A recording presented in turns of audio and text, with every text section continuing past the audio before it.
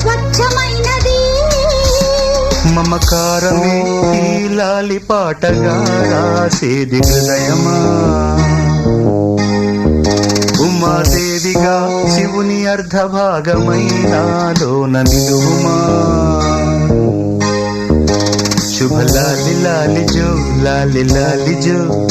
ఉమాదేవి లాలి జో లాలి లాలి